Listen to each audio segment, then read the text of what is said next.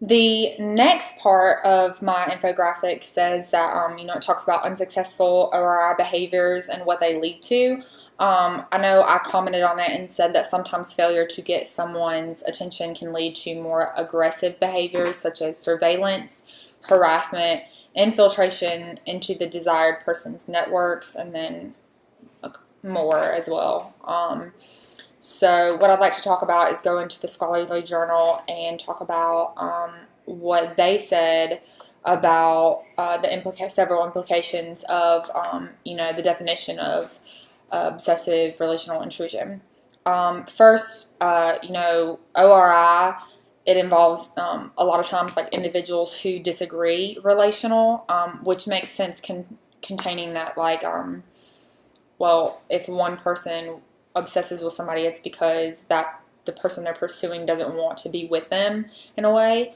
So the pursuer often like presses his or her need for more connection to the person they're pursuing when they're not getting it. It just, the fact that the connection, the intimacy, whereas the victim desires some degree of like distance or independence instead. So the differences are there. Oftentimes, a person who is in pursuit kind of rebels against the pursuer, and it can lead to really bad things depending on how far a pursuer is willing to go. As the book talks about surveillance and it talks about harassment, if a person is being pursued that doesn't want to be pursued, it a lot of times depends on how the pursued feels about the pursuer's behaviors towards them. For example, if I was being pursued by somebody and I kind of try to see their view more and try to be nicer, yet if somebody else was being pursued by the same person, they might see it a lot more like intimidating and harassment, and they might actually press charges in a way.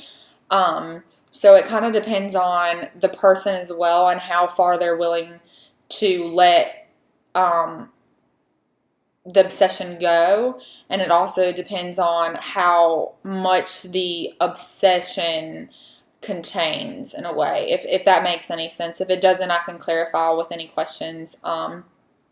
But what I'm trying to get at is basically like it's different for every person in every situation. So as far as like the surveillance, the harassment, and the infiltration into desired person's networks, it really just depends on how far a person is willing to go and be seen as obsessed. And an example that the book gave with the social networks was Facebook. Facebook stalking. So I'm sure we've all done that before, but to what extent, like, can you call something stalking, So, yeah. Okay, we'll move on to my next point.